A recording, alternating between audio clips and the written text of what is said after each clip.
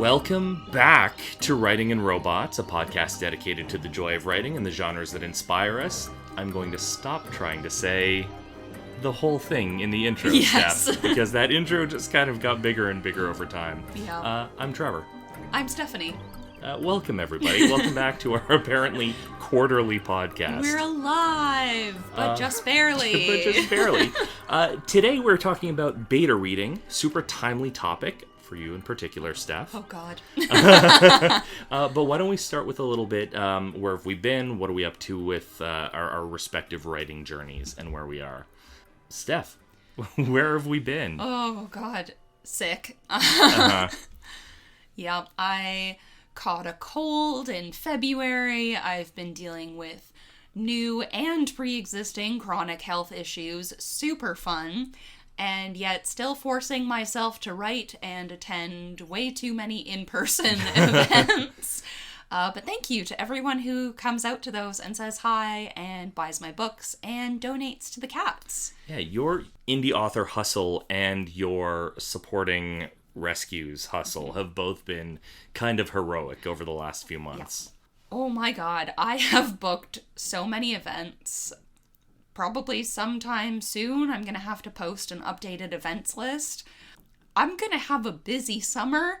For the month of July, I didn't plan on it because my goal for this year was, I'll try to book one in-person event per month. I have 4 booked for July now. Yeah, one per week instead of one per month. Oh no, there's 2 per week okay. In some cases. All right. So I don't know what sleep is anymore, apparently. Well, we'll keep a running list of where you're going to be in the podcast, and maybe also we'll find a place at writingandrobots.com for your schedule, or at least link back to where it is on the website. Go see Steph do things. So it is certainly been respiratory virus season at my house as well. I have also been in a period of work that I lovingly refer to as no dopamine, only adrenaline. It has been essentially sprint after sprint after sprint, culminating in me being away for a week while away for a week at a conference. So like working remotely, while also transitioning a very important role off my team. No dopamine, only adrenaline. That's where we are. But have been moving some writing stuff forward, which is fun. Do you want to tell us what you have been working on and where your various projects are?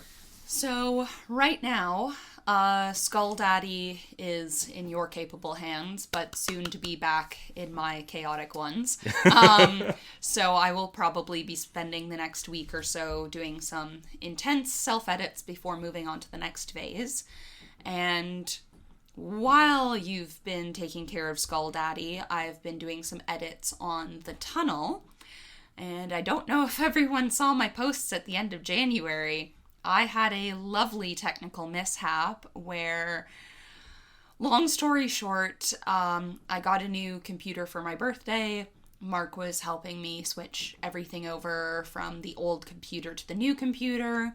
I had so many backup copies of my work saved. Oh, Steph. And yet, for some reason, in the transition, an older version of The Tunnel was the one that survived and infiltrated all the backup copies because of the cloud, and then me not realizing that it had happened on my USB stick, I just stuck it in my computer, saved it, and overwrote what was there, and basically lost a few weeks worth of work.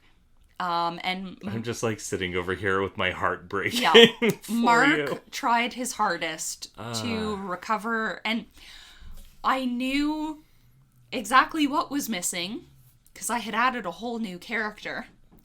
So oh no. I was like, if we do Control F and type in this character's name, and if it doesn't show up, this means it's still the wrong copy. And Mark, he worked very hard to try to recover it. He said he was really close on one, but then it turned out to be false hope.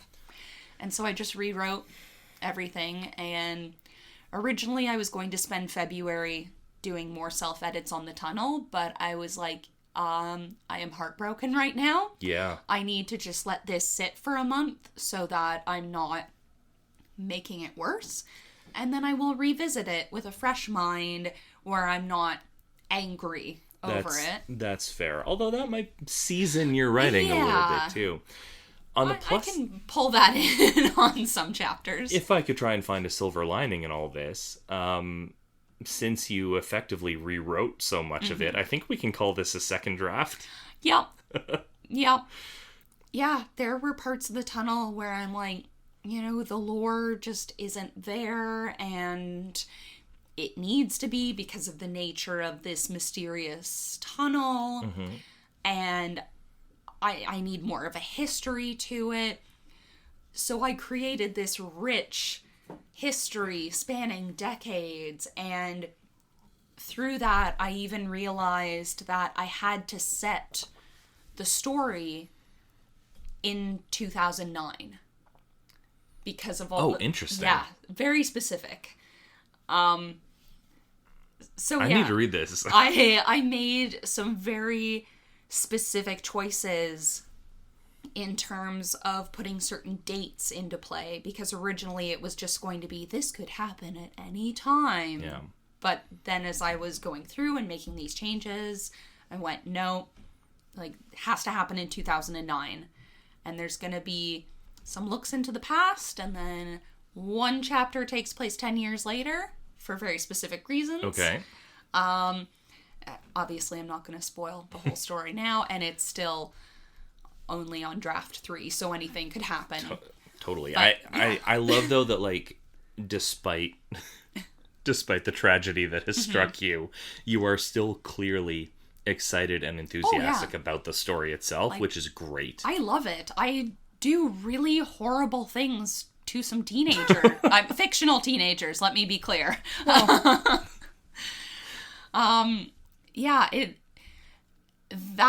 That story was actually inspired by a really weird dream I had.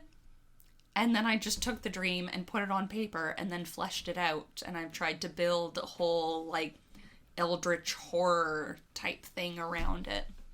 Nice. Any other projects? So Skull Daddy, The Tunnel. So because I couldn't work on Skull Daddy in February because you had it. Yes. Took a break on The Tunnel because I was angry and sad.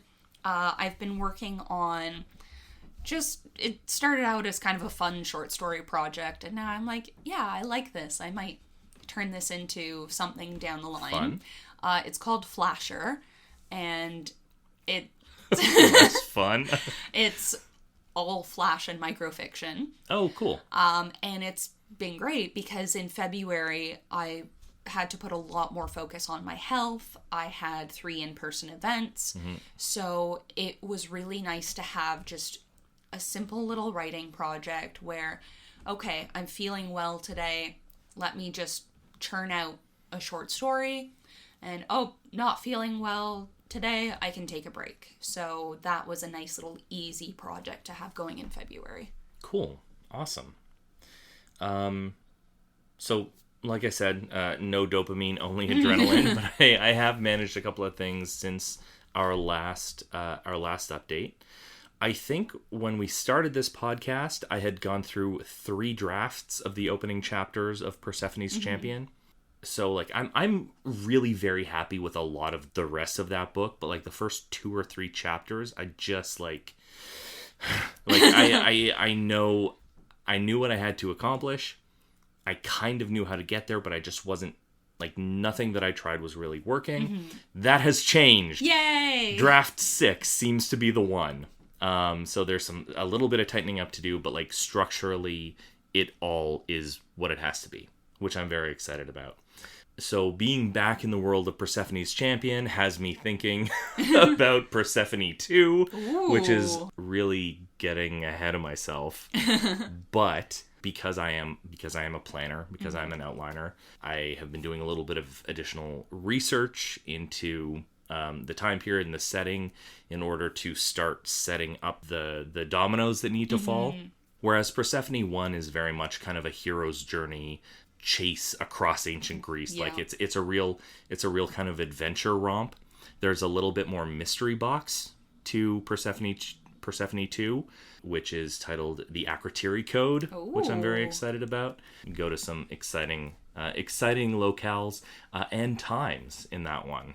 And so I have the first act of Persephone 2 tightly plotted now. Ooh. And I did not have that tight plan for the opening chapters in Persephone 1. I'm really excited to start writing Persephone's 2 because, like, on paper, the outline slaps. Like, I talked before about, like, picking a nano project. By the way, NaNoWriMo is just an absolute collapse as we're recording this. I don't think we should get into it because I'm not super up to speed. Podcast. Yeah, I don't even think I'm up to date on all the chaos with that. Yeah, but I talked about, like, picking a nano project, like there being value in tooling your project for maximum fun. And the outline I have for Persephone 2 right now is absolutely that. So I'm really excited to sink my teeth into it. I may give myself permission to do a little bit of that while I am continuing this round of edits on Persephone. Well, and that also might be helpful too, because then if you see something in Persephone 1 that you're like, oh, I need to fix this so that it leads into Persephone 2, then it helps. Totally. Yes, absolutely. And I've said before, I don't really write short stories. And I think I have also said on this podcast, I wish I had an original sci-fi story to tell. And I didn't. And that was frustrating. And now I do. Yeah. And it happened very spontaneous. I'm actually going to pull up what I sent you as a message. Because it happened in an airport as I was going to this conference. Honestly, like, that's my favorite thing about writing.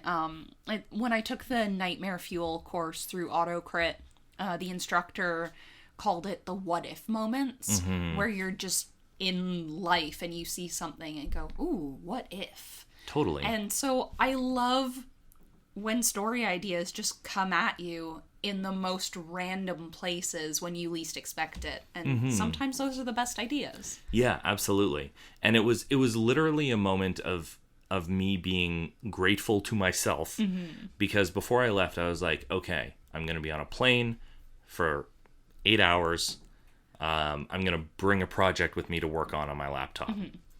And so I'm sitting in the airport and I'm like, I'm so glad I didn't do that.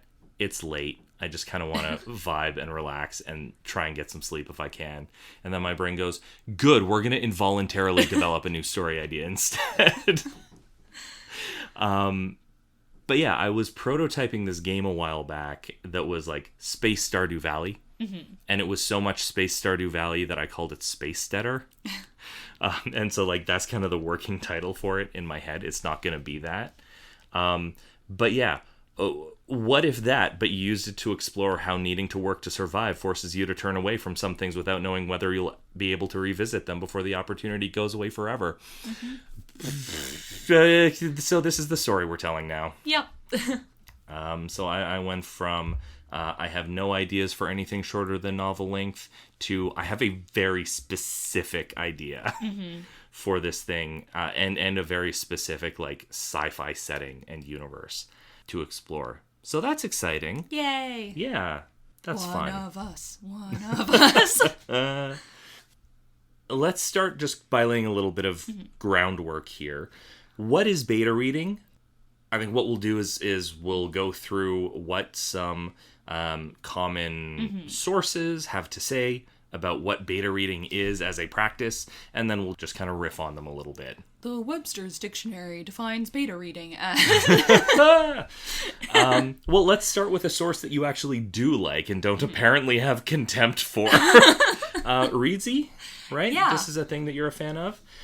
So Reedsy talks about beta reading as a process of giving feedback to the author on a manuscript. A lot of sources are pretty clear in the idea that beta reading is being a test audience for the author. also not acting as an editor. Yes. So that's Reedsy's take. Is there anything in there that jumps out at you?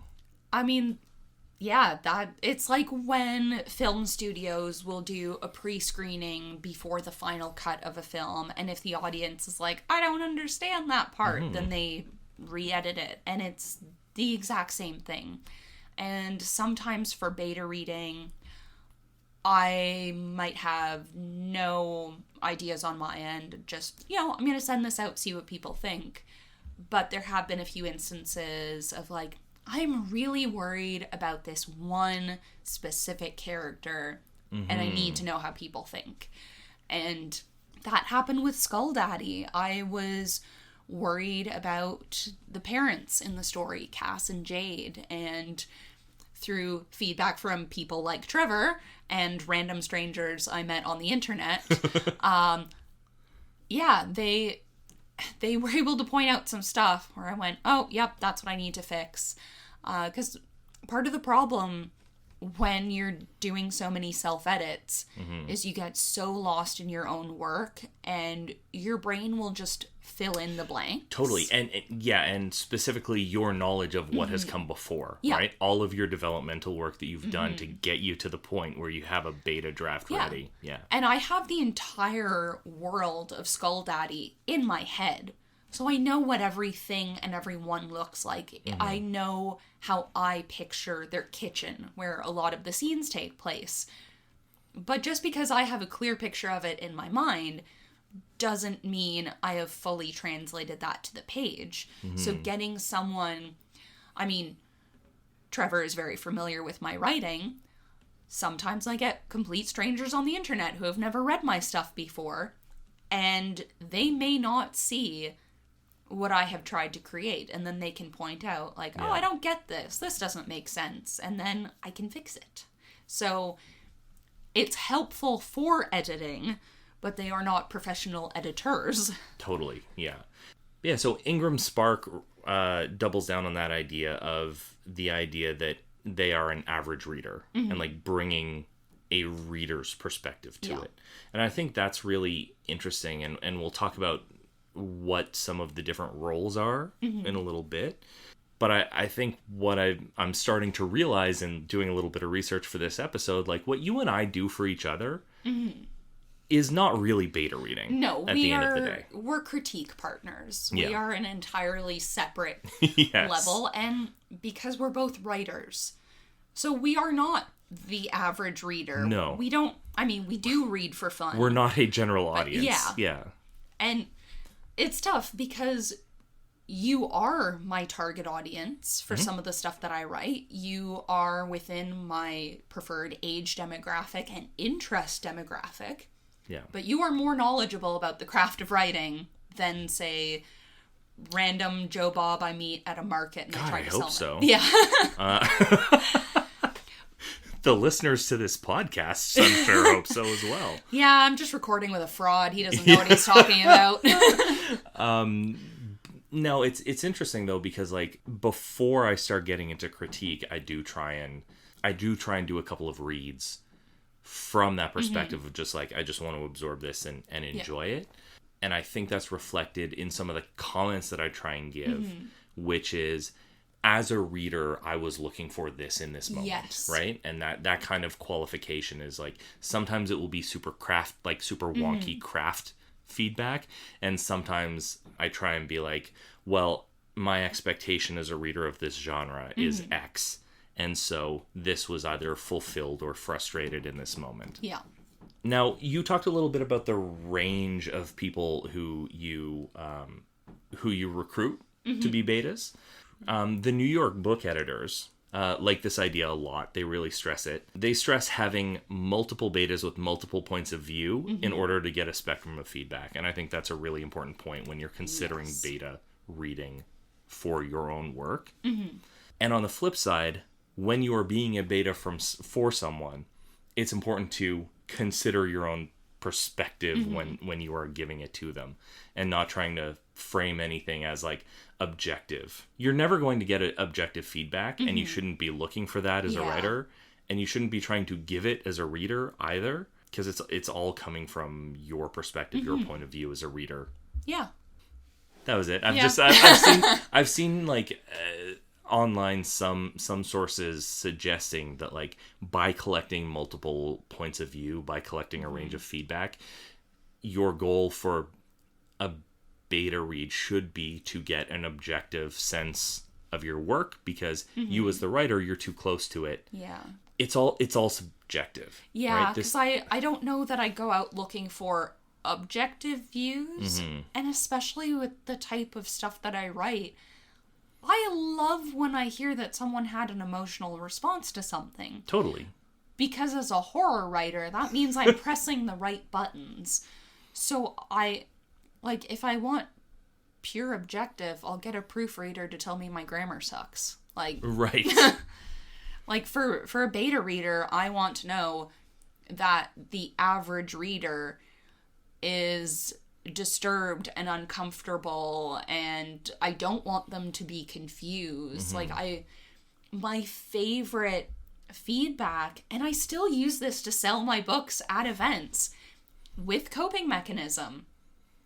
I'm like almost all of the beta readers that I had for that project, for the stories Silver and Coping Mechanism, those got very visceral and emotional responses from people. Yep. Like, with the exception of one... No thoughts, only revulsion. Yeah, with the exception of one beta reader, everyone for the story Silver, their comments were, "That's disgusting, I'm uncomfortable, I'm checking my lights for bugs now, this is so gross." Like, all but one reader, that was their feedback. They were disgusted. And so that's perfect for me, because then I know I wrote it well, and I can use that to sell my books. Yes. And I can also use it... Disgusting. Yeah. Everyone. I can also use it as trigger warnings, because especially the events that I work, I see a wide variety of people. Some of them are in my target audience, some are not. Yep. And thankfully, I have enough of a variety of short story collections now that if someone doesn't want to be too scared, I can recommend the milder ones. When people go toward... Ooh, a horror sommelier. Yes. When people go towards coping mechanism, if I get a sense that they're not as into horror as, say, someone like me, I will warn them. Like, hey, there are 2 pretty intense stories. My beta readers were really disturbed. Some of them still talk to me about it. If you don't like bugs, don't read this. Yep. If you have a problem with infanticide, don't read this. Yeah. I think my lead comment when I was doing critique for the story Coping Mechanism was, "This is not a story for Trevor's." Yeah. And I remember you telling me, like, I need to take a break before I read the rest of the collection, because this hit me. And, but that's good. Like, for me... That's useful. Yes. Yeah. Because to hear that a reader who is within my target demographic was so disturbed he needed to take a break from the book, that means I win. But if you had come back to me and said, like, you know, this story just, it doesn't do anything for me, there's no point in having it in the collection, then that's a failure. But because I got that emotional response from you, and that's not just the story. I have to have written it well to properly convey the story. So getting an emotional reaction from the average reader shows me that I have written it well and told the story well. Yeah. So I want the emotions. Let's skip ahead in our outline a little bit. So we're talking about useful and not useful notes. So we've kind of established what beta reading is. As a beta reader or a critique partner, what is your favorite and least favorite note to give? I feel like this is just because of my own social anxiety and my difficulty in making and maintaining friendships over the years. There are moments where I'm like, I don't want to hurt Trevor. But you have to... That's so funny. you have to find that sweet spot of, I still want to be friends with this person afterwards, but I still want to tell them that this is shit, but respectfully. So yeah, so your least favorite of like is like, this doesn't work. Yeah. And if I'm giving feedback, I don't want, and this is the same for receiving feedback, it is not helpful at all to just say, this doesn't work. Like, why doesn't it work? Totally. But from a beta, this doesn't work for me might be, like, if they're coming at it from that general audience perspective, that might be all you're going to get. And so then it's your job as the writer to either, like, go to your critique partners or do a little bit of deeper digging with that beta to be like, okay, so what is the note within the note here? And right? I actually had that with Skull Daddy, where this beta reader, like, I have mad respect for them because this person read Skull Daddy twice in one day and sent me their feedback and was like, I love this. I can't wait till it comes out. And I'm like, damn, you really loved it if you read it twice in a 24-hour time period. And one of the notes... Not an easy read either, Skull Daddy. Like, I know, like, not an emotionally easy read. Damn, you have a cold heart. But in a good way. Oh, the psychopath loves me. Yeah. I don't know this person. Oh, I know. I'm teasing. I have never met them in person. I found them on TikTok. They are lovely, and I would be happy if they beta read for me again. Awesome. And they clearly loved the work, so I love them. But one of the notes they gave was about Jade, and just saying like, oh, I didn't like her in these chapters, and I just, it didn't work for me. I blah blah blah blah blah. But it was kind of wishy-washy feedback where I'm like, okay, well, I think I know what I can do to mess with her a little. And so, did you get what you needed from other betas, or did you go in and dig? So with this one person, you submitted your feedback a little bit after they did. And then you made some comments about Jade and your thoughts that tied into what they were saying. Good. And I was like, there it is. So I didn't need to go back and harass this person for feedback because thankfully one of my other readers came through. I was like, these are the missing pieces. Yeah. I can amalgamate these two chunks of feedback and I can try to fix Jade. Awesome. And I don't know if I succeeded. As an aside, not to spoil anything for my next round of feedback. Yes. Good. Thank you. Yes. No, I don't want to say issues. That feels strong, but like the things that were noted previously about those characters and the dynamic and whatnot, like feels much stronger in this version. And I think yay! I think I know what caused that problem, looking back, because Skull Daddy was supposed to be a short story, and then it suddenly wasn't. The notes that work for a short story with those characters definitely would feel repetitive if played repeatedly. Yeah, so I think my first draft for that... it ended up being like 11,000? Something with ones. 11,000 would make sense, because I think it's something like 22,500 11,000. I have an English degree, not a math degree.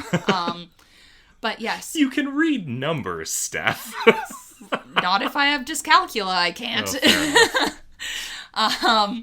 So yeah, it was much shorter, and with that first draft, I didn't have any word goal in mind. I just had this nugget of an idea, which I can't even take credit for the name Skull Daddy. I didn't come up with it.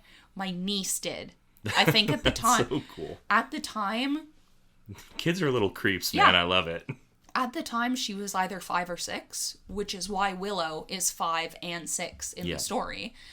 And I think we were just having a random play date with family, and we were at the park, and our niece and some of the other kids were running around, and all the parents and adults are talking, and I'm having a chat with one of her moms, and forget how we got on the topic, but basically she's a weird little kid, and here's why. And she's got this Halloween decoration in her room that she calls Skull Daddy, and she talks to it in a silly demonic voice sometimes. And I went, life is stranger than fiction. In that moment, I went, Kat, can I write a story about this? And she's like, yeah, absolutely. I just wrote it based on that nugget of an idea. So Cass and Jade are loosely inspired by the actual parents of my niece. And obviously I changed them enough so that it's not like, I've copy and pasted my friends, and because that would be weird. Like, hey friend, I really love you, but I've killed you off in my book. And then obviously... And not gently either. Yes. And so obviously Willow is inspired by my niece, and I took inspiration from my niece, but I made changes so that I didn't just copy and paste a child who is very close to me and do horrible things to her family. So Skull Daddy can't take credit for the title or his initial conception, but there we go. So in that first draft, I was just writing, just letting the ideas come, like taking inspiration from all the creepy little things that this kid does in real life. I went, yeah, she does that sometime. I'm going to throw that in. And then I went, well, I want this to be longer because I feel like there's more in it. So at one point... And for the record, you were correct. Yes. But... Yeah. In that process of expanding, like... It watered down some things. I see how character and characterization could suffer a little bit. Yeah. And so that's where beta reading helped, because I added the stuff that the story needed to make it longer, but I was clearly still missing some things to make it cohesive. So what's your favorite note to give? Because we got your least favorite, right? Just a straight up, this doesn't work. What's your favorite note to give? I'm trying to think of all of the notes I gave you on Persephone's Champion a while ago. It was a while ago. I had a different office then. I was crammed into the corner of the kitchen. I didn't have a real office. But I think just anything... Again, it's one of those, like, you want to hype up your friends, make them feel good. And even... Definitely succeeded in a few places there. I don't think I've ever done beta reading for someone I'm not friends with before, so I have yet to do this with a stranger on the internet. Yeah. But It'd be a fun exercise for both of us. But I feel like it would still be fun to just... I think the thing I love is when, like, yes, this was awesome, this made me so happy, when you're just like, maybe this is not even a critique or something that needs to be changed, but like, yeah, you nailed this. This is awesome. This is my favorite chapter. This is my favorite character. I think we all know who my favorite character in Persephone's Champion is. His scenes. The Doug Jones character? Yep, the Doug Jones character. Shocker, I know. I mean, obviously I enjoyed the other characters, but let's be honest, I'm predictable. Okay. The room we are recording in today, Trevor, has a view of my Doug Jones shrine. I just noticed that as we're talking. So this... There are 4 fishmen in my field of vision. Oh, and Funko Pops. Yes. So in this room, this is a catch-all room that my husband and I keep redoing and renovating. So right now, it is just... The current layout of pictures is from when my home office used to be in here. I have convention pictures of me in my Abe Sapien cosplay beside Ron Perlman and Doug Jones. Yeah. You're a fishman twice. Yes. You're posing with the world's greatest fishman actor. Yeah. There are 2 fishman prints. Yep, Shape of Water and Hellboy, and then... And do I see two Abe Sapien Funko Pops up there? 2 Abe Sapien Funko Pops, and the Yeah, my Funko Pops are all Hellboy, Abe Sapien, Shape of Water, and then a Guillermo del Toro perched above the rest of them. Amazing. So yeah, I quite literally have a shrine to Doug Jones. Well, you're going to be happy then, because there's a great moment for Triton, my fishman, in Persephone 2, in that first act that I was so excited about in the opening. Oh yeah, and if you've ever met me in person and seen me without my crazy leggings... I have many fishman tattoos. I have a big Abe Sapien on my thigh. I have Kisame Hoshigaki from Naruto on my other thigh. I have a Jaws tattoo. Yes, if there is a fishman in your book, I would love to beta read. So please send me an email. Amazing. Okay, so even if this gets cut, I'm happy it happened. Yes, no, this is that's staying in for sure. The shrine of Doug Jones. I really love giving those build-up notes as well. Like this was awesome. I love this. More of this, please. Because it in theory it serves no purpose, because it's not it's so valuable though. Yeah. Because if you have a moment, especially that you have designed as a stand up and cheer moment, knowing that somebody did that is so valuable. And that's the emotional moment. Yeah. And that's what I want in my own beta reading. I want someone to be like, yeah, this is disgusting. You made me uncomfortable. And then for you, writing Persephone's Champion, you don't want people to be disgusted.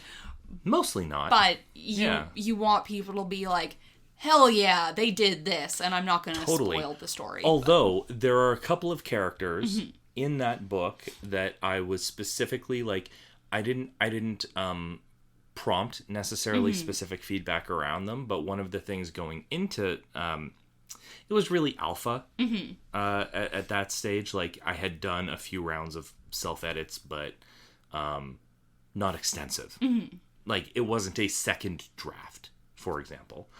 But there are a couple of characters specifically designed to be just real pieces of crap. Oh, yeah.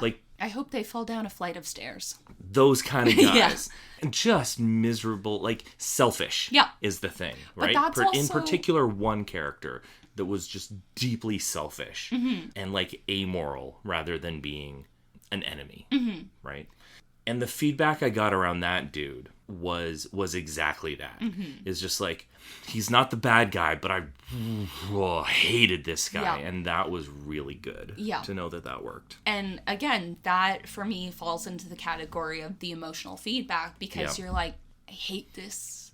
Yeah. But that means it's good, because for characters like that, if you don't feel anything, what's the point? Totally. You need to be frustrated by them. And this is... Okay, here's my trashy reading recommendation. When I was binging the Meg audiobooks, and yes, there is more than one Meg book. They are based on books, aren't they? Yes. The books... Huh. Okay. This could be a tangent. The second movie sucks. The first movie is an absolute gem. However, the movies are basically we like this idea, we will take it, but without actually replicating what's in the books. Interesting, okay. Jonah Taylor in the books should be more like Indiana Jones than Jason Statham. Interesting. He is a sad little professor in book 1. I want to see an impressionist now do a bunch of Indiana Jones scenes as Jason Statham. Yeah, and throughout the books, he has anxiety and PTSD and is dealing with trauma. But in the movies, it's Jason Statham is manly man and is not weak. And you don't get that vulnerability. Yeah. But then the villains in that series, they are cartoony Bond villains in some instances. And it's hilarious. And in book 2, which... I think ended up being my favorite of the series, the villain is so over the top. But every time, and because I'm listening to an audiobook, so the narrator's doing a voice too, I'm like, I need this asshole to shut up right now. But not in this is poorly written. It's this guy... It's hyper effective. Yeah, this guy is a cartoon villain, and I can totally understand Yep. his character and his motivations, because he is essentially a crazy Bond villain in this massive shark world. Yeah. And, like, just, he quotes Latin obsessively. And I'm like, shut up, dude. I hope something eats you. You pretentious. Like, and when he died, I'm like, yeah! And that's perfect, because I hated the character, but I was supposed to hate the character. Yes. And I didn't hate him for, like, oh, this is poorly written, I want to skip over these chapters. Like, I've learned that, thanks to technology, if I'm listening to an audiobook, if I start to lose interest, but I still want to finish the book because OCD, I just increase the speed. So I speed round the books, and if I start to really hate the characters, I will, and not for, like, well-written reasons, just like, this sucks, I will increase the speed on the audiobook just to get to the end faster. Yeah. For the Meg 2, I hated the villain in the right way, and I did not need to increase the speed on the audiobook. Nice. I was able to sit through and listen to the whole thing at normal speed and cheer when the guy died. This can't be a spoiler. The book's been out for forever. But, and I mean, honestly... Bad guy dies is not a spoiler. With a book series where it's all about giant sharks and other things, because it's not just sharks in the end, it gets messy. I think it's like, I want to say book 6 or something, where they get into some weird shit. I'm like, was this necessary? This is not the strongest book in the series. That's one where I increase the audiobook speed, because I'm like, what have you done? But yeah, you need to cheer when the villain dies, as opposed to be just like, oh, I'm annoyed by him. We should do a villains and antagonists episode. That would be fun. I'm gonna give my least favorite note to give someone, and it's actually a note that I gave you on a recent collection. It's my least favorite note to give because it hurts me to give it, which is, I don't understand why this is here. Yeah, because unless I'm thinking of something completely different, I think I even know which story it was on. Yeah, and I hate that because I like to think of myself as pretty good at understanding the intent behind a piece. So one, it's frustrating that, like, I don't see the connection here between what you're trying to do and what this is. But also in the case of, like, a short story collection or whatever, this feels out of place, is like, I don't think this is bad. I don't think this, like, is unsalvageable. I don't think anything is fundamentally wrong with this. I just don't understand why it's here. Yep. And on the one hand, it's maybe a productive note, but on the other hand, it's just kind of like, it feels like a shrug that I don't have an answer to. Yeah. So if you would come to me and been like, so how do I fix this? I'd be like, I don't know.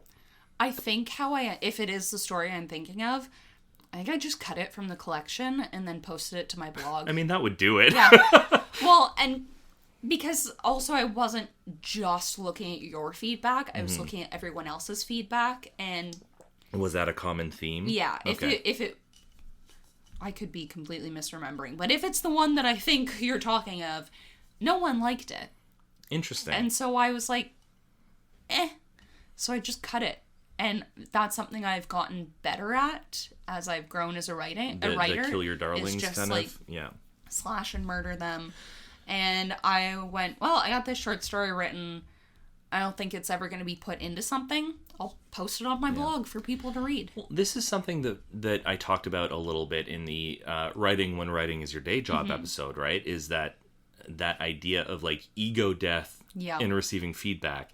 If you're pursuing excellence in your writing, then you have to learn to gracefully and graciously and gratefully take the note. Yep. No matter what the note is, even if it's devastating. Yeah, like, this sucks. Yeah, and, like, hopefully that wasn't the case for that story. Even if the note doesn't seem particularly kind or generous, it comes from a place of, like, if somebody is volunteering to beta for you, then they're invested in your success. Absolutely. And so take that generosity over and above any hurt that you feel in the note. So on that note of notes, what's your favorite and least? I think we established what our favorite notes to both give and receive are, and it's those emotional beats. Knowing that something is effective in the moment is super valuable, and it feels good to give the note of like hell yeah, or I hate this guy, but for the right reason, right? So like, this made me really angry. I'm like, good, yes, I want you to be stomping around mad at it for the next 20 minutes. I feel really uncomfortable. Fantastic. Nope. Yes. Oh yeah, give me more. I'm pretty sure some of the notes for Silver were from, it was either you or another reader who I'm friends with. It was like, nope, fuck this, no, absolutely not, no. And I went, yeah, that's great feedback, thank you. Awesome, yeah. Check. Yes. What is your least favorite note to receive? So, ego death, gracefulness, gratitude, all that. What is the note that like still gets under your skin if you get it? It's not that it gets under my skin. It's just that it's like, that's what you focused on, is when someone gets too fixated on not the story. Yep.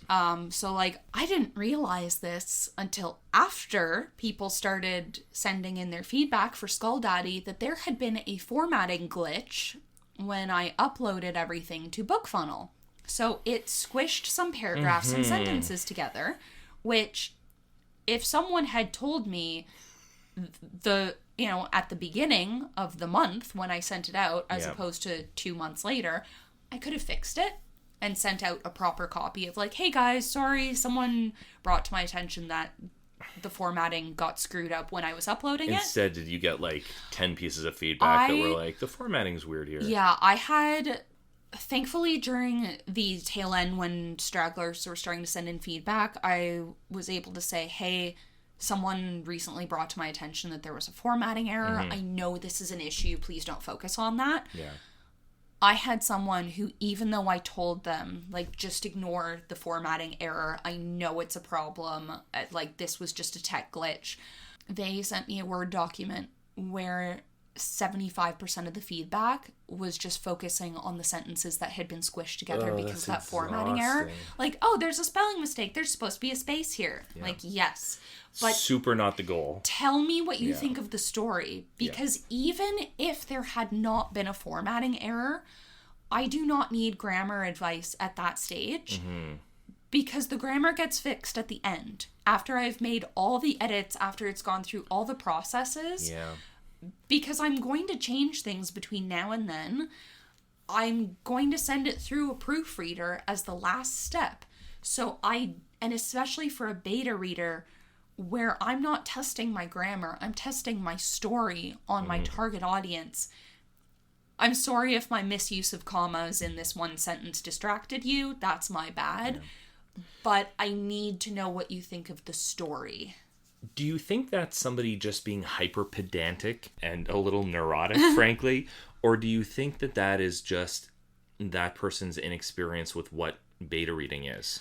It honestly could be one or the other, or a little bit of both. And, like, it's not the end of the world, and I still really appreciate that this person took the time to not only just read through my whole book, but to go through and pick out what they saw as faults with the text. So I still really appreciate their hard work, but it's frustrating for me as the author to be like, okay, well, I've got to skip over all of this feedback because it's the formatting error that I didn't know existed. Yeah. And thankfully, they at least left notes on what they thought of some characters in some circumstances. And they had some of those notes where it was like, yeah, this was really effective. I love this. I'm like, okay, great. I need more of that. Good. I wasn't mad. I was just disappointed. Yeah. And in fairness, like, I also have empathy for a person who struggles to see the forest for the trees in that kind of situation, right? There is a really great TED Talk. I know it's the year of our Lord 2024, and TED Talks are kind of a joke, but bear with me. It's about human-centered design. It is by Tim something or other. It's called design for people, not awards. Okay. And it does talk a little bit about like designing something for, go with me on this. It's part of human-centric design and part of good design process is designing for manufacturing. And even in the case of something like a book, you are designing something to be used by a person. Mm-hmm. And so if due to an unforeseen formatting issue, it is a hostile product for your target market, then I can see why you're not necessarily getting the outcomes you're looking for.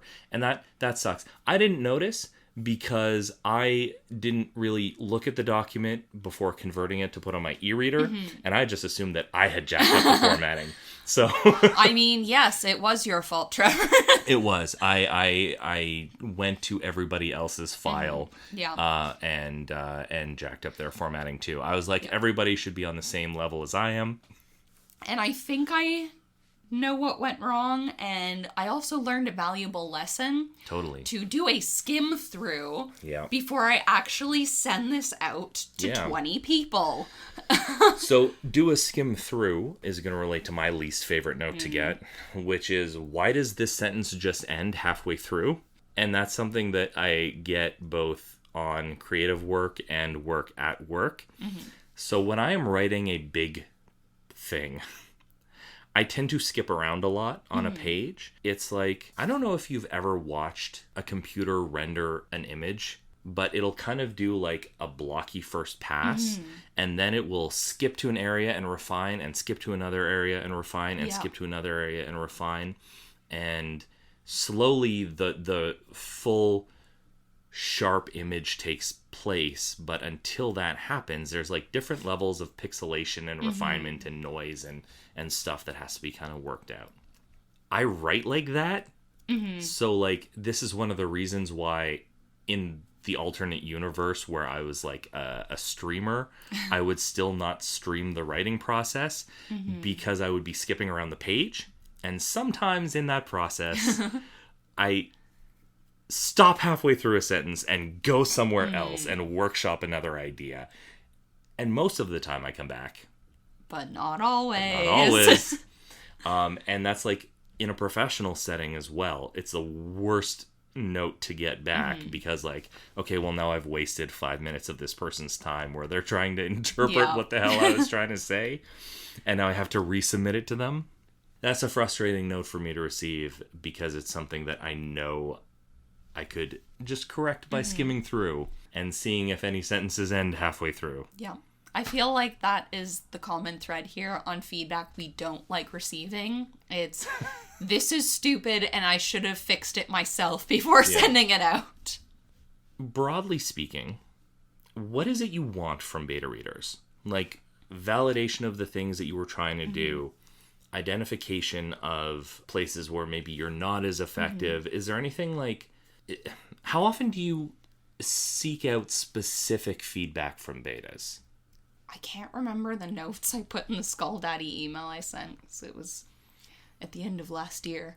But I think I put some prompt questions in there of like, what do you think of this? Yeah, because it's nice to get the overall stuff, but every once in a while there's something I write where I'm like, I'm not entirely sure about this one specific thing, but I'm not sure how to fix it. And I feel like I might hit that problem with the tunnel whenever it's ready for beta. Okay. I don't know, between now and then, I could magically come up with a solution, be like, nope, just tell me what you think, I'm good.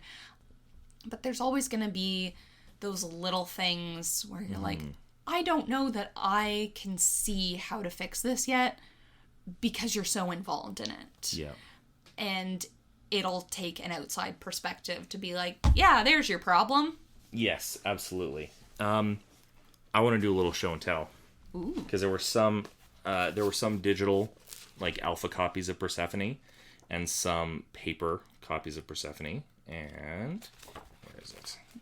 I like data. And so I actually had some little surveys. I remember the surveys.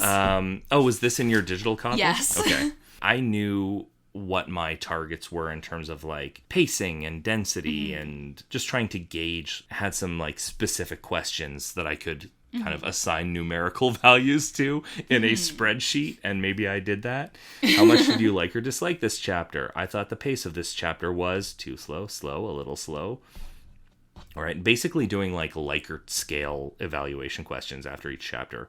I found this chapter so predictable it was boring, neither surprising or unsurprising, or shocking at different ends of this.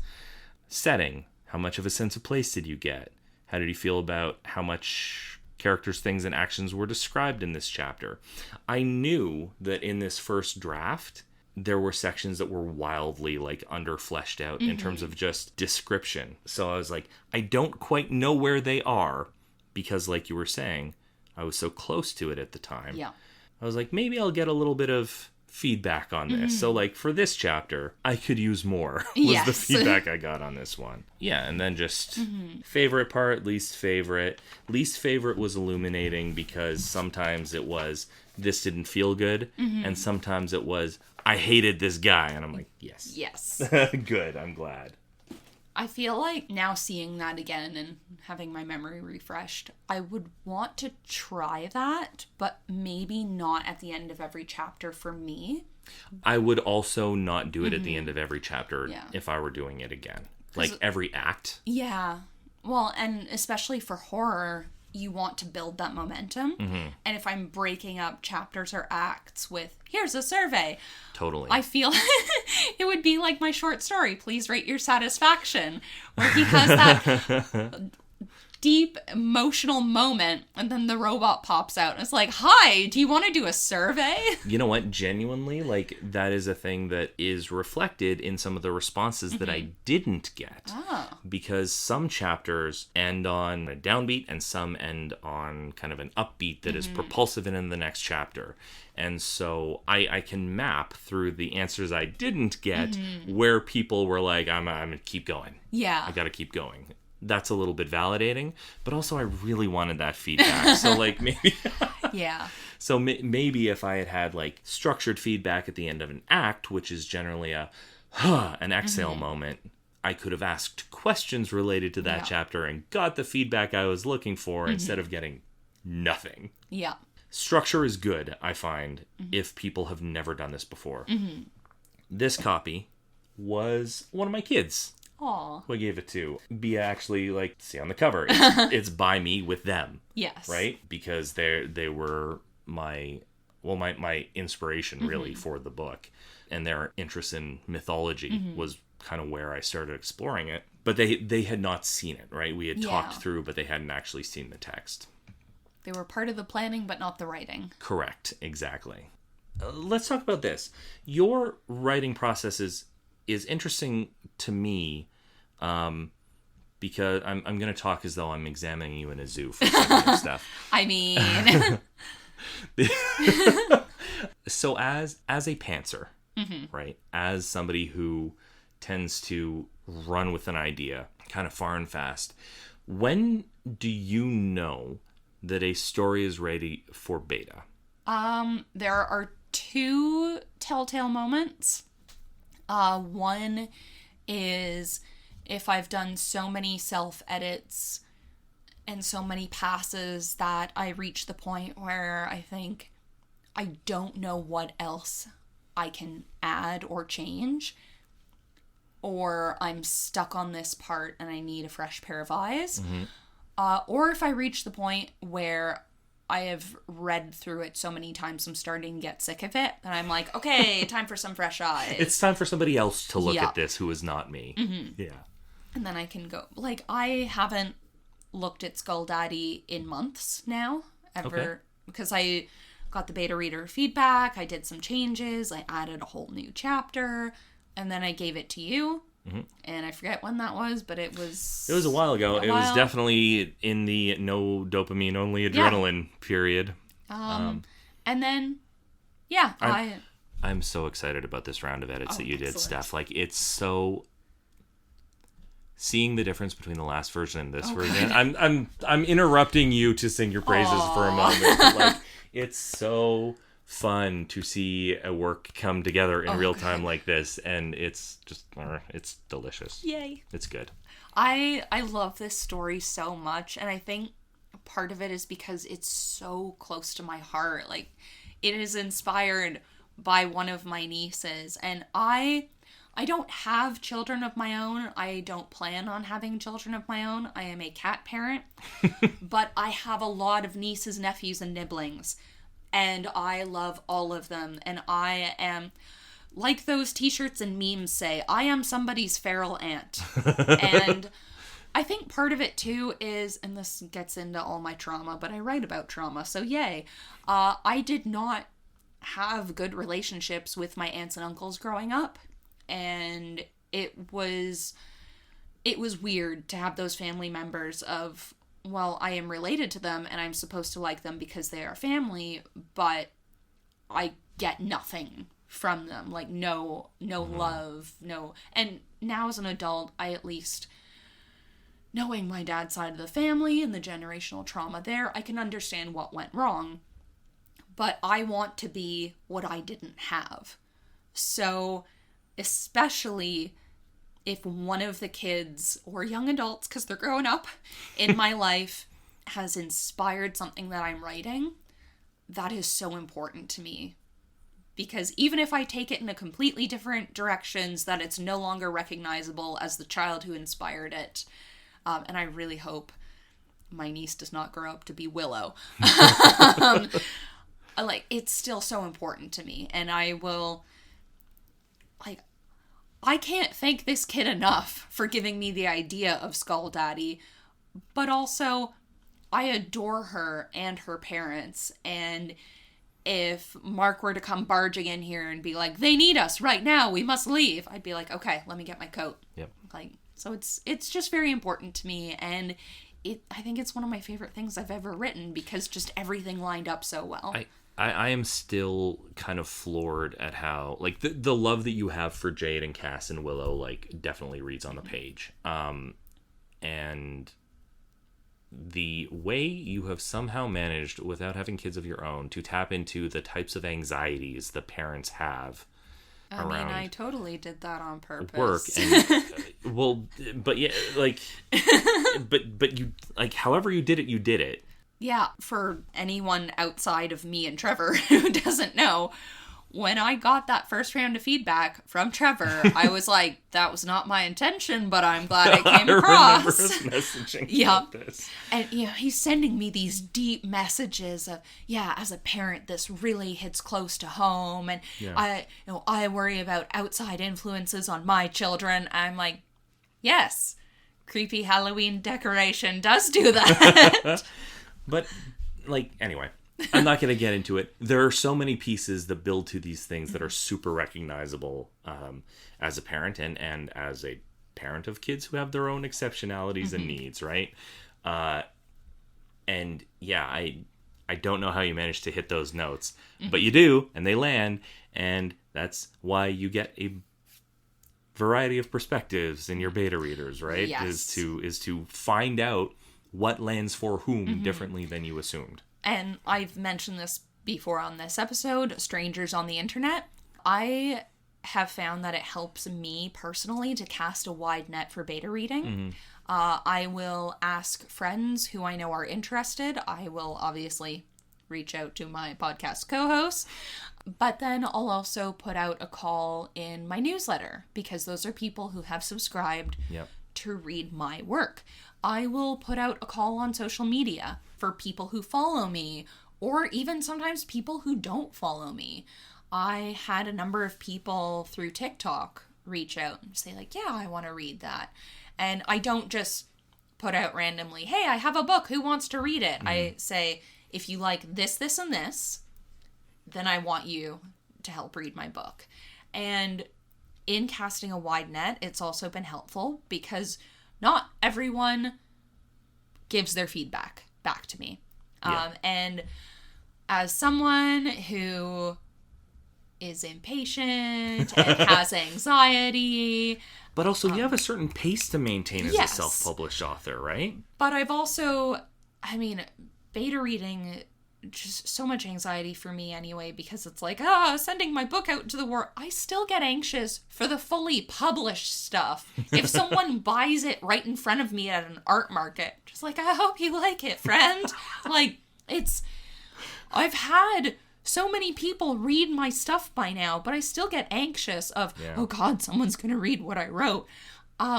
So it's that fear, but then also, like, it kind of helps that I have a mix of friends and strangers, and being able to cast a wide net helps, because there's always going to be the people who just ghost me. I send out the draft, I never hear back. I always send out, depending on the project, 1 to 2 reminder messages. I have a spreadsheet for that. And it's color-coded because I like color coding. Yep. I log, okay, did I send a reminder? What date was it? Because I don't want to harass people, especially if they're doing this for free and for fun. There's no point. And then there's some people who, and I really appreciate this, because I had a number of people this happen this time. One person said, like, I am so sorry, we had a family emergency, I wasn't able to read this, but thank you so much for sending me the draft. I'd really like to buy the book when it comes out. And the fact that that person took the time to say, I'm so sorry I couldn't help you this time, but I still appreciate it. Like, that's all I need. Yeah.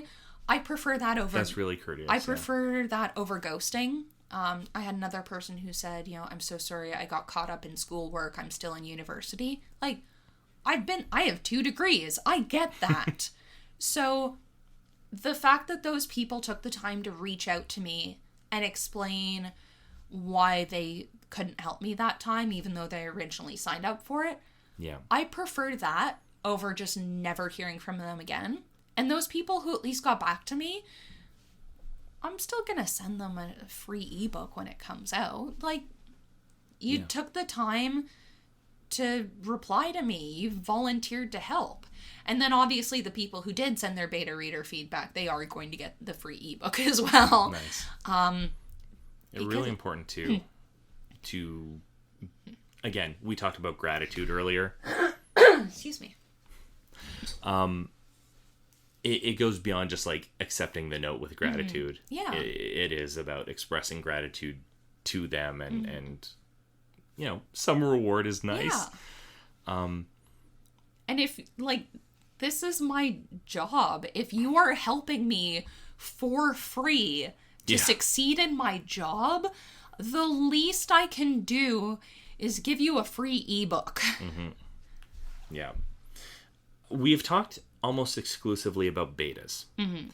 Just before we get into recommendations and wrap up, let's run the list of other roles that are not beta reading and how they differ. Let's talk about alpha for a sec, because the prop that I pulled out does actually say alpha copy on it. Alphas are generally like a first draft prior to substantive edits, right? Do you have people you go to for alpha? Not really. I also want to know, maybe we could save this for the spouse episode. Does Mark read your stuff at an early stage? No. Okay. Yeah. Because it would mess him up, right? Yeah. Good. Like, that's kind of you. He is banned from reading certain things. He will probably be banned from reading Skull Daddy because it was inspired by our niece that he cares very much about. That's probably fair. Yeah, he is weak and innocent. And I say this with all love and respect. I think the only work of mine that he has read is the collection Please Rate Your Satisfaction. That's a good one for him. Yeah, he's full on banned from reading Coping Mechanism. Yep. Because he would not be able to... Well, Silver, the one with the bugs, I didn't just pull that out of nowhere. That is actually based on something that happened to us. And he is still very triggered by it. So for that story alone, he's banned. I don't think he would be able to survive They See Me.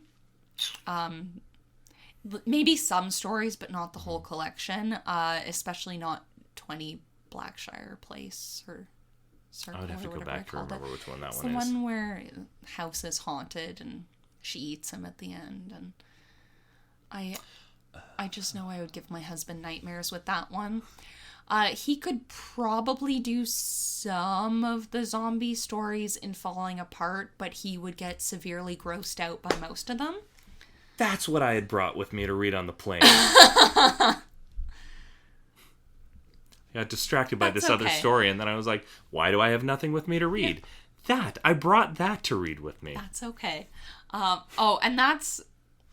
Okay, this is a total aside, but in talking about, like, taking the feedback graciously, I mean, Falling Apart was a collection that surprised me, and I just pulled it out of nowhere, and I was like, we publish! And some of the stories had been written for, like, the autocrit contest that I do, and so had received, like, very thorough feedback from those people. So I was like, it's already been edited, I just throw them together. And two of the stories in the collection had been previously published as ebook only, so it didn't require a whole lot of work to throw together. And I just had fun doing it. It's my fun project. And I'm now at the point where I'm getting enough reviews on Goodreads that compared to the others, it's like 3-point-something average stars. I'm like, okay, that puts it as like the lowest rated out of all of them. And then I went, wait a minute, enough people have reviewed it that I've got a point something. I've got a decimal. So I'm like, yeah.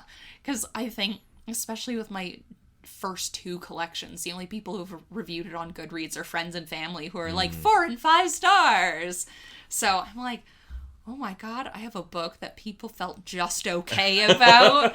And I'm making it big now. Wait till I get haters. This is going to be awesome. I still have those moments sometimes where someone will comment on a TikTok or a social media post, like just some rude or ignorant comment. I'm like, oh my God, have I made it? Do I have a hater? So yeah, take any creatique as well as you can and just have fun with it. And for a collection that I threw together, just piecemeal like a zombie, and something that came out from nowhere, to have a 3-point whatever rating on Goodreads is pretty damn good. All right. So if that's what I can do when I put minimal effort into it, I mean, okay, don't get me wrong, I still really love that collection, and if you've read the standalone ebook for Cold Cuts and Cigarettes, that is in Falling Apart, and that one's also special because it's inspired by my uncle's funeral. So again, taking those warm, loving family moments and adding death and chaos.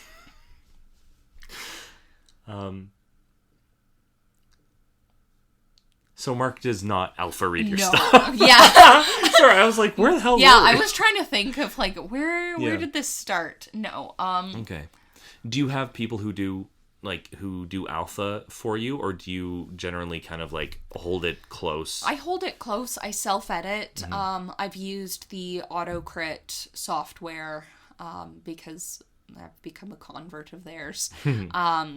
Just using their software to pull things in the editing of like, oh, I missed this, or oh, there's weak writing in this paragraph, and it's worked for me so far. And then again, it's that anxiety of like, oh God, a real human being is about to read what I've written. So I think with that, I struggle to send out alpha copies, and that's me fair. problem. That's fair.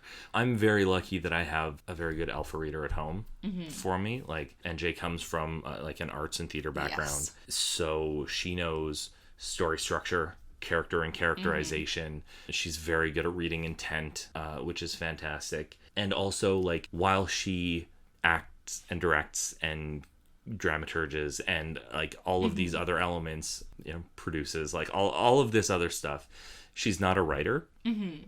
So I have somebody with all of this analytical capacity who is also kind of impressed that I can write, which is like the perfect mix of makes me feel good when I get the feedback, because it's like, how did you do this? Yeah. And on the other hand, but also this part is crap. Yeah. And it is the exact amount of no BS feedback that I need at an early stage, because at that stage, you can still do a lot to fix it. I feel like there's a certain amount of inertia you get later in the process where you're like, I'm already so far down this road. I don't know if I can unspool these elements, or if I want to. Yep. Right? But early enough in the process, if it's like, this doesn't land, this doesn't land, this doesn't land, and also we can workshop why a little bit, is like the most valuable thing ever. So I'm very grateful for her. She has stepped outside her comfort zone with a couple of my pieces, which is great. Like my adult thriller, The Amundsen Effect. One, that book didn't have an actual ending when she read it, which I still feel a little bit bad about, but also I kind of laugh about, because it's like, haha, I still got good feedback. But like, that has a lot of horror elements to it. And she is not a horror reader. So yeah, just very, very grateful for that. A really important voice in my process. And just with you talking about all of that, it kind of brought up some things in my mind. I think I've turned into my own alpha reader. Interesting. Because I've absorbed the lessons I've learned and the things people have pointed out to me. Mm-hmm. So, like, you've provided enough feedback on my work, and I've used the autocrit software enough that I'm starting to see the patterns in where the problems are. So in those earlier self-edits, it's like, nope, this is a problem. Or Trevor would tell me to cut that. So I've kind of like... You get those little voices in the back of your head, Because even with February, I was struggling with health stuff, but still trying to write those little short stories for Flasher. And there was a day where I forced myself to get words on the page simply to make progress, when I should have instead rested and waited until I was properly in a creative mindset. And I read back over them a couple days later when I was feeling better. I was ready to tackle the draft. I went, I get what I was going for, but this is garbage. And not only would these two stories not survive beta reading, like, Trevor would tear me a new one on this one in particular. I hope I never actually tear you a new one. Like, I know I can be direct, and it makes me a little bit hesitant to be like, yes, random strangers on the internet, I will beta for you. But yeah, I hope that the love in the note always comes through, even. But it's more like I was able to look at it and be like, this is clearly the result of an unwell brain that was simply attempting to get words on the page for the sake of getting words on the page. Yeah.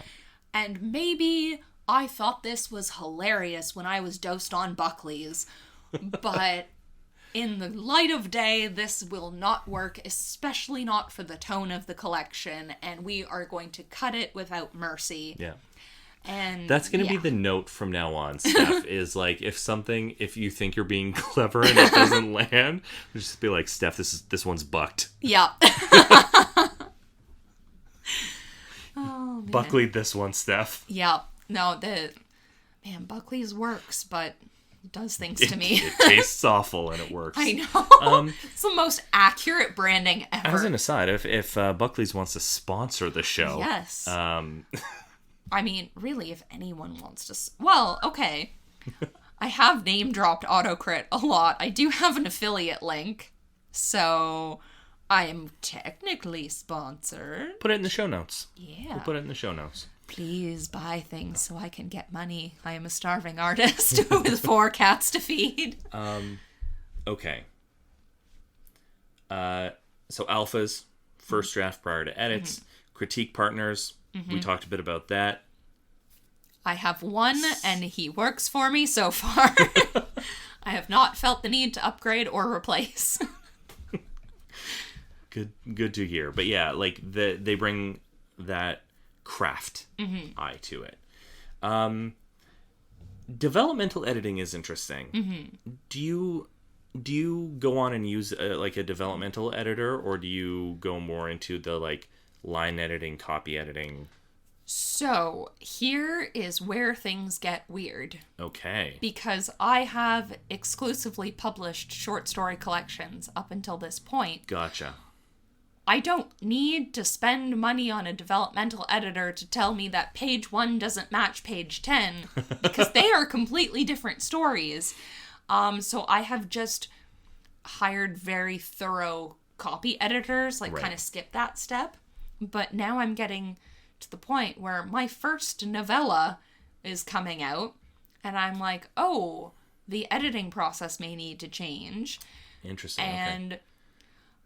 Maybe for the novella, I will find, hey, I don't need to spend the $600 or whatever to do this. Who knows? Maybe Trevor and I fixed everything magically and I can go straight to copper editing. Yeah, please. Yeah. I'm poor. Just to be clear, the things that we're talking about there are genre, structure, characters, theme, point of view. We talked a lot about point of view in the last round of Skull It's like Daddy. a beta reader on steroids, and you are paying them to do a job. Yeah. So they will be ruthless if they need to. Like and to be holistic about it, right? Like these are things that have to be that have to connect across the entire work, not just in this specific moment. And so for something like a short story, no, I probably don't need a developmental editor. Yeah. And even some of the editing services I've gotten through AutoCrit, or some of the feedback Trevor's given me on specific stories, like when we had that whole Zoom meeting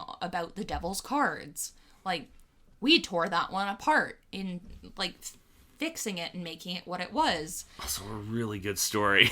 Yeah, and I had someone tell me recently that was their favorite in the collection. I can see why. So something like that. Do I need to go out and hire a developmental editor? Probably not. Yeah. But whether Skull Daddy ends up needing one or not, by the time I get to the tunnel, which is over 50,000 words, it's a full novel. It may end up getting longer after the edits I put it through. I would be foolish not to bring in a professional for a project of that length, but also because of the way I have structured that story, it's either going to be great or people are going to be like, what the hell did you do?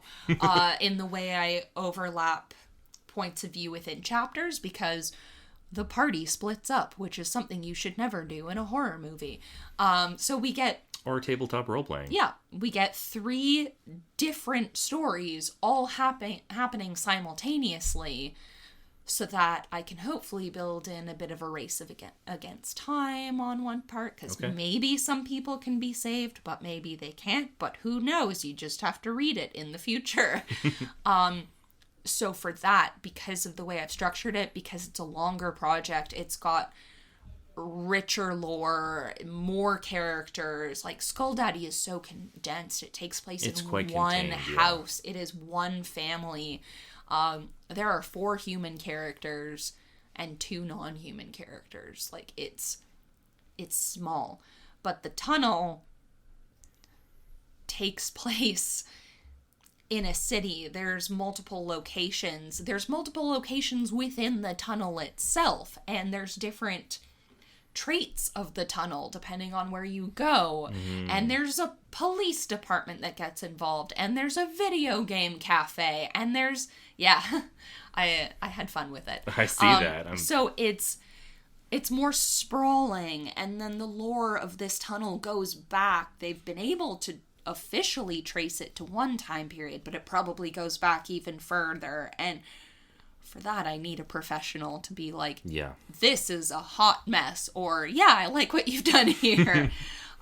So at least, depending on how things go with editing the tunnel, within the next year I could find myself hiring my first developmental editor. Cool. I'm really excited to do critique on that one, because it sounds like a lot of fun. Gonna need your critique on that one, because it's... Well, I'm 100% gonna give it to you, Steph. Yeah, because it's one of those ones where it started out completely different, and I've made those major changes and then lost them and made them again. Yeah. I have rewritten the first chapter so many times because I haven't been happy with it, and it's one of those ones... I wouldn't know anything about that stuff. Yeah, I know. You're so inexperienced, I don't know if you'll be any help, but the first chapter I have now is the best version of it. I still don't think... I hate that feeling. Yeah, I still don't think it's good, but I don't know what else to do to it. Yeah. But I at least know there's stuff that I can fix for now before I'm ready to pass it off to you. I will fix what I can, and maybe I will have my eureka moment with chapter 1. I'll be like, yes, this is what it needed. Or maybe I'm overthinking it, and I'm so stuck in my head, and maybe it's perfect, but I can't tell. Yeah. And this is when beta reading and critique partners are helpful. Often we are. Like, it's interesting. I sent Persephone to a number of people at the alpha stage, because I was like, I think this hits. I want that instinct validated before anything else. And also I think it's clean enough that people would enjoy it. And despite the fact that I am now a year later and on my 6th rewrite, like ground up rewrite of the first couple of chapters, not a single person was like, the first couple of chapters suck ass and I hate them. And anyway, could you be overthinking? Yeah, maybe, Steph. Yep. Maybe we do that. Maybe we do that sometimes. I at least know, especially given the growth I've seen in my own writing, that the opening chapter in draft 1 was terrible. Yeah. I could show it to you right now and you would be like, yeah, this sucks. Because I thought I was being all crafty and creative and I was trying to hint at the horrors to come, but without actually doing it. And basically the result is pages of establishing the world and 0 dialogue. And Steph. Yeah. And when as an aside, again, no spoilers, but the opening of Skull Daddy is the one place I do actually have substantive comments in this. Okay, well, the opening of Skull Daddy is a brand new chapter I wrote for this draft, so I would expect there to be substantive notes on that, because one draft exists of that chapter. We need to find a middle ground between what was and what is, I think. Yeah. But, and see, I can't even explain what I was trying to do for that opening chapter, because then it would spoil the stuff to come. Yes, it would. Because there was a very specific reason that I didn't have any dialogue, which now as I'm telling you across the table, you're like, that's terrible. But with the stuff that happens later, having no dialogue is technically very important. I see. But when you're reading the opening chapter of a book, you don't know that that's important, and I need to hook you. Yeah. So I can't just have no dialogue. I'm going to try an experiment. Okay. Because I'm such an advocate for planning and outlining and good scene construction, I'm going to try and not just have a good first act of Persephone 2, but a really solid first couple of chapters in the first draft. Nice. That is my goal, because I can't do this again. I can't do it again. From now on, I need the first couple of chapters to be better conceptualized, better conceived, and better planned, because I hate rewriting them this many times to try and find what they need to be after the fact. Yeah. Shall we go on to... We're not talking about editors. Yeah. We're not going to get into it. Line editors, copy editors, proofreading. That's not beta. We don't need to talk about it. They are polishing the final draft. They are the ones saying, hey, you're missing a comma here, or why are there so many commas here? Yeah, proposing specific language. And cases, occasionally there have, especially with my own work, there have been moments where the copy editor has said, yeah, I've made this change to the last sentence because it gives it more of a punch. And I'm like, yeah, those are the perfect words for that. So I appreciate that. So they're not just picking apart your grammar. They're also picking apart your word structure and making sure everything lands properly. Yeah. But that is the final step. Like, after I implement all of the changes from the copy editor, line editor, proofreader, whatever, it's getting uploaded for publication. Nice. All right, Steph, let's do recommendations and then let's wrap. Okay. Because with all of this good feedback that we have writing to do. Yes. Do you have a recommendation for this episode? Oh, do I ever. Oh. Okay, so my book recommendation is specifically the audiobook of Starter Villain by John Scalzi. Now, the book itself I'm sure is great, but the audiobook is narrated by Will Wheaton, and the performance he gives is perfect. He's worked with Scalzi a number of times. Oh, yeah. Hasn't he? Now I'm seeing the list on Audible. I'm like, I need these books. So at the time I was listening to the audiobook, I was commuting to my mom's apartment every day to work from her place. For a number of reasons, she was looking after my sister's dog. She was very sick. So I was helping out. I'm pretty sure people thought I was insane because I was like laughing on the bus and trying not to be the crazy person on the bus. Chapter 9 in particular will stay with me forever because of how ridiculous it is, and his performance just makes it that much better. And it is not a horror book, so I was having so much fun with it.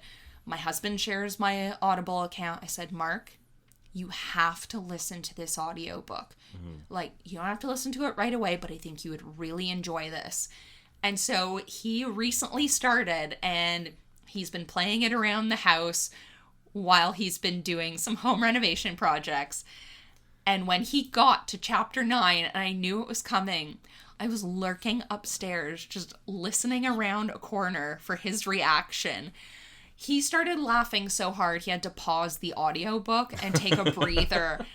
And just adding some more personal context, immediately before listening to that audiobook, I listened to the audiobook of Tess of the D'Urbervilles, which is incredibly depressing. Yeah. So then to have this silly, basically Bond villain adventure narrated by Will Wheaton with things so ridiculous, I'm not even going to tell you about them because it would spoil the fun. It's a nice palate cleanser, it sounds like. It's so good. And I don't typically go for books that funny, but this one just hit all the right notes for me. And out of all of the audiobooks I have ever listened to, there are only 2 that I would want to buy the physical book to keep in my collection as just like the collection. This is one of them because I enjoyed it that much. And that's Starter Villain by John Scalzi. Also, awesome. There's a cat on the cover, so that's exactly why I started reading the book. And yes, the cats are one of the best parts of the book. And that's all I'm going to say about that. Cool. I don't think I have a book recommendation. I recently reread... okay. What the hell is his name? So Andy Weir wrote The Martian. Yep. I really like The Martian. Wrote another book. Then wrote Project Hail Mary. I really, really like Project Hail Mary. The book in the middle is called Artemis. I don't know if you've read it. I haven't even heard of it. I didn't like Artemis. And I was in one of those phases where I was like, why did I not like this? Like, I was reminded about how much I loved Project Hail Mary. And I was like, what didn't land for me about Artemis? Artemis is a heist set in a city on the moon. Ooh. Okay? That should be my jam. With Andy Weir's attention to detail and the world building and the sci-fi elements, like, that should be a slam dunk. And the reason is because the main character... Andy, if you're listening, I love your work, man. But the main character in Artemis is some of the most r/men writing women shit I've read in a long time. Did her breasts heave breastily? So they didn't, but she and everyone else is real fixated on how much she does or does not have sex. Oh, no. And she reads like the internet wrote her. Oh. It's like if you fed Reddit into a large language model and asked it to make a woman. It's rough, Steph. And it's too bad. Yeah. Because the heist itself is pretty creative and cool. There's a lot of really good ideas in that book. And I just don't want to spend any time with that person. Yeah. I've got a similar issue with one of the audiobooks I'm listening to now. Relic. It's either Relic or Relics. Relics. By Tim Leben. In theory, I should love the story. And I do love the elements. And there is one character in this entire book who I enjoy, and he does not get nearly enough time. Fat Frederick, he is a gangster, and he has done horrible things to people with vodka bottles, and he's also like a kid at Christmas collecting his special interest items, and I adore him. And I love the premise of the story. The other characters, not so much. And there is this one specific character where I swear to God, her entire personality is just she's too attractive to be among society. Like, oh no, hot girl problems. And like, she is not human, so I'll give them that, because I don't want to spoil for anyone who wants to read it. But still, like, every scene she's in is just men and women are attracted to her, and her eyes light up, and she's able to make men do what she wants. I'm like, I don't care. In a less than stellar cast, you are the least interesting. You're you're not doing anything. You're just standing there being pretty, and I need you to shut up. Also, your power is your superpower is the male gaze. And she gets really stressed when she's out in public because she can feel all eyes on her. And I'm like, just stay home or wear a wig or something. And what doesn't help is the audiobook narrator isn't bad, but some of the voices she's doing for some of the characters are not working for me. And that is one character where I'm like, out of all of the voice types that you could have chosen for that character, that's what you went with. I'm like, please change your tone or stop talking. You know what's funny? I love books. I really like audio dramas. I can't really get my head around audiobooks. It took me a while, and I know I've been talking like only about audiobooks today. I don't know what it is, but I always have 3 to 4 books on the go. I have a physical book, an ebook, an audiobook, and then on the weekends I'll open up a graphic novel. As a little treat. Yeah, just for me. I read all of my books at different times of day and during different activities and events. Through my exploration of me finding out I'm neurodivergent and my brain does not like certain things, I didn't realize how noisy the world is until I got noise-canceling headphones. And I blast my audiobook to make me feel safe in certain situations. So I go grocery shopping, it's audiobook time. I'm on the bus to an event or to visit my mom, it's audiobook time. Yeah. And if the book is really good, when I'm going out for my afternoon walk, it's audiobook time. So I listen to a decent amount of audiobooks. That's fair. I mean, that's podcast time for me. And see, in theory, I like podcasts. In practice, I don't really listen to them. You know what? That's fair. Growing up, I really enjoyed playing hockey. I don't love watching hockey. Yeah. So like I get the idea that there's joy in doing things and not necessarily spectating them. Yeah. From some people. I don't understand how they exist, but there are some people who like to write who do not like to read. Yeah. And that baffles me. I know. Like, it's... We can't get into it. No, that's the topic. I have to give my actual recommendation. Yes. Because there's actually something I'm really excited about. Yeah. Mr. and Mrs. Smith on Amazon Prime, Steph. Lots of people are talking about how good it is. There are very specific writing things about it that I adore. First, it is a masterclass in generating buy-in from the audience. There are some very smart people on the internet who talk about how much you can get away with in a setting or with your characters or whatever, as long as you give the audience something to anchor them. So like, I think Brandon Sanderson has like an entire lecture about it as part of his series. You have a fairly outlandish premise for this show, which is, in a as spoiler-free a way as I can muster, there is a company that does espionage stuff, and they recruit people who have never met, legally marry them, and they are now a spy team. That's cool. That's the setup. That's like episode 1. And that's first act stuff. Like character conflict, just... Totally. Yeah, it's a great setup. It's a great premise.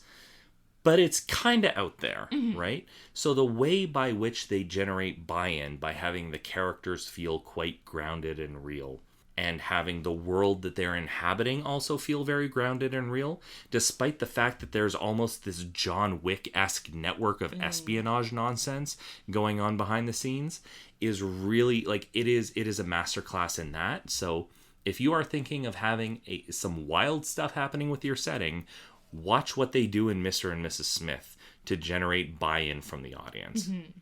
And then the second thing is, It is espionage nonsense. There are very heightened situations that most people will never experience in their life.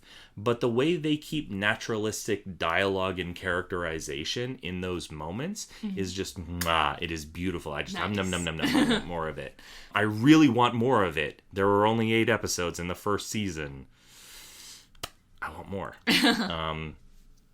Anyway, TLDR, Donald Glover is a dang genius. And he is a very good writer. And the leads are phenomenally watchable. It is a lot of fun. And also, again, as a writer, I really, really like it. Excellent. Y'all should watch Mr. and Mrs. Smith. It's very good. I think we should probably wrap up. Probably. Because we've been going for a while. Yeah. This is what happens when we go so long between recording sessions. Because, like, this is basically our hangout time for us. It is a little bit. It is also a little bit of that.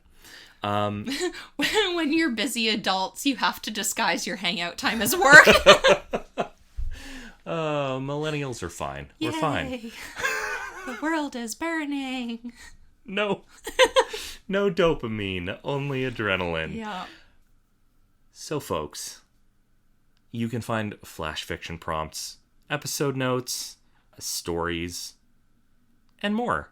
More stuff. All of our episodes, all of our back recommendations. There's a whole page for all of the recommendations from each episode. Links to the things that we've talked about, the sources that we use for any research.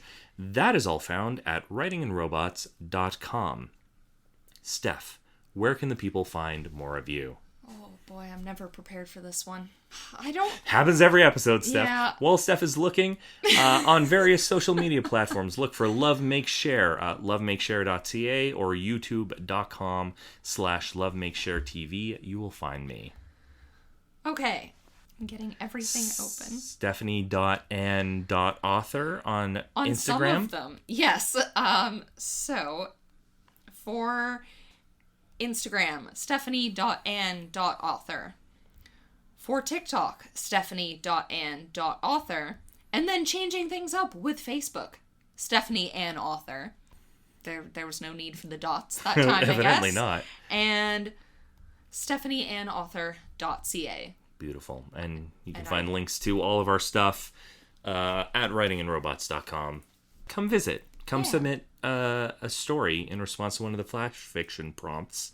The ones that are closed, quote unquote. Feel free to submit anyway. Because we still haven't done an episode reading them all. Nope. Turns out. Thank you so much for listening. Really appreciate you. Steph, it's lovely to finally hang out. Yes. It's been so long. Wait, what's the line from the Titanic? It's been 86 years. Hopefully, it's less time between this recording and the next. Thank you, everyone. But thank you for everyone who's stuck around through the chaos. I don't know, maybe they just enjoy it when we're overtired and silly. Possibly. I'm not going to rule that out. Yeah. It's part of our charm. We'll go with that. Yeah. We'll talk to you again soon. Bye.